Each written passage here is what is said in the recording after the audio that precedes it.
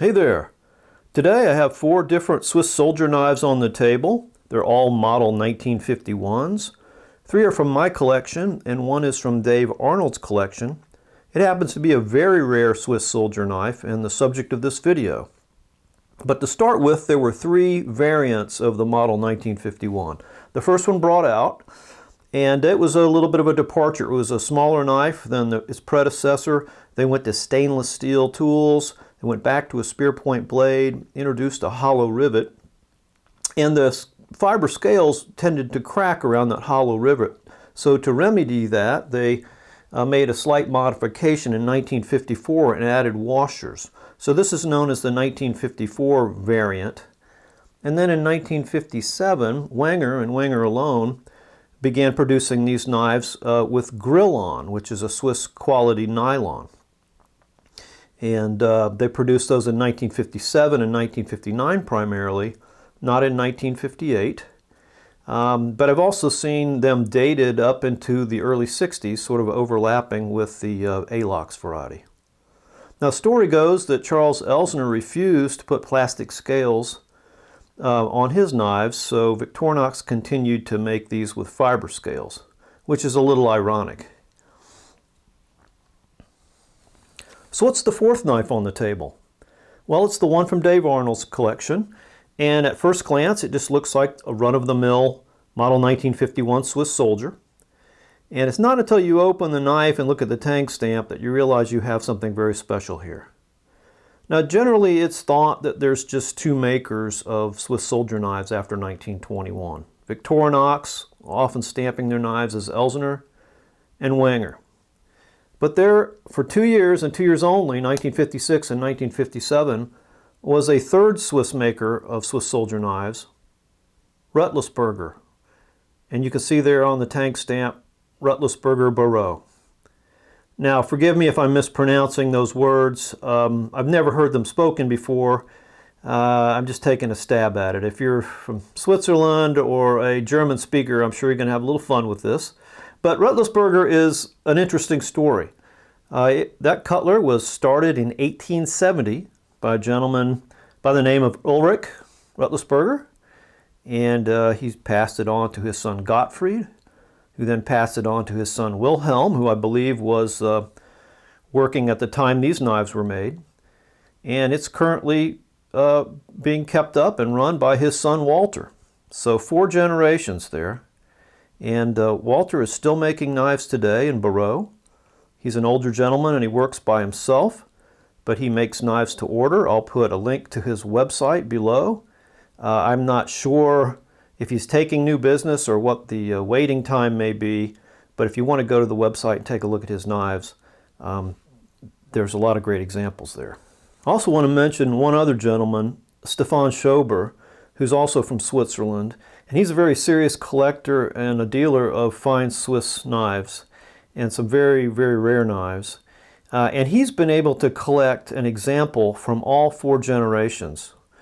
And I'll put a link to a post he provided on an online forum in Europe where he shows examples of those knives, so you can go there and take a look at those.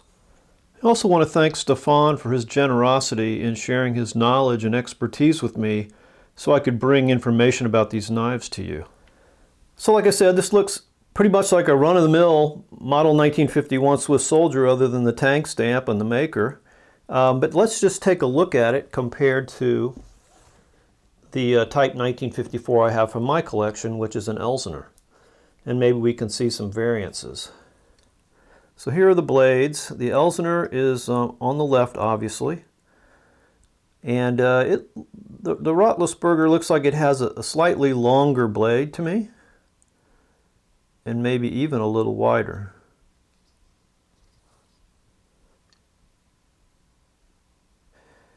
This knife is from 1956. They're either going to be 1956 or 1957, and the Elsner is from 1955. Let's take a look next at the screwdrivers, sharpened cable strippers, no cap lifter, and right away I see that the Rothlisberger seems to have a much deeper or more pronounced nail nick than the Elsner. They seem to be about the same size. And also the Rothlisberger seems to have a more pronounced bevel for the wire scraper. So let's take a look at the older style can openers.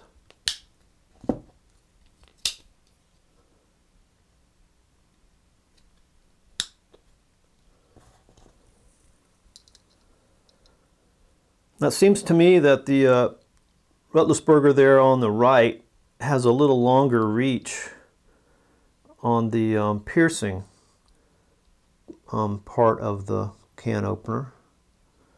Maybe just slightly longer. And then finally the awls.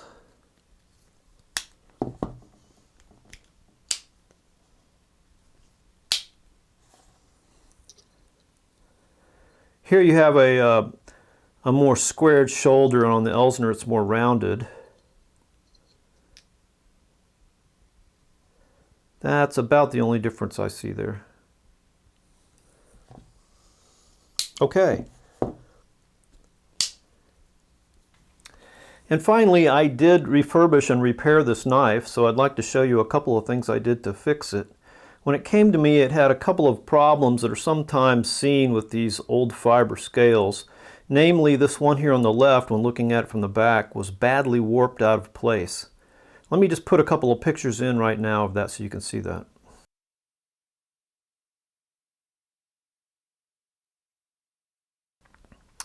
Yeah, so you can see that was very badly warped, and it had stiffened over the years, and I was not able to even push it in with my fingers. So after some experimentation, I got it to lay flat, and I was able to get it to adhere to the liner, and now I think it looks pretty good. The scales were also cracked around these upper rivets. That has now been filled with a solid color 2-part epoxy putty, which acts as both a filler and an adhesive. And then finally here on the back, there were some initials scratched. And they've been removed because they really didn't have any historical significance. In addition to those things, I polished the steel, sharpened the blade, cleaned the liners and the springs, oiled it, all of those things. Here you can see the Waffen Control stamp on this knife. It's very faint on this knife, and because of that, I was very careful not to touch it. That's why you can see more scratches over that, because I have not done anything to that area of the knife. Okay, so these are very rare knives made by a very small cutler in small quantities just for 2 years. And if you're a serious collector of Swiss soldier knives, this is truly one of the holy grail knives. The Rothlisberger Model 1951 Swiss Soldier. Thanks for watching.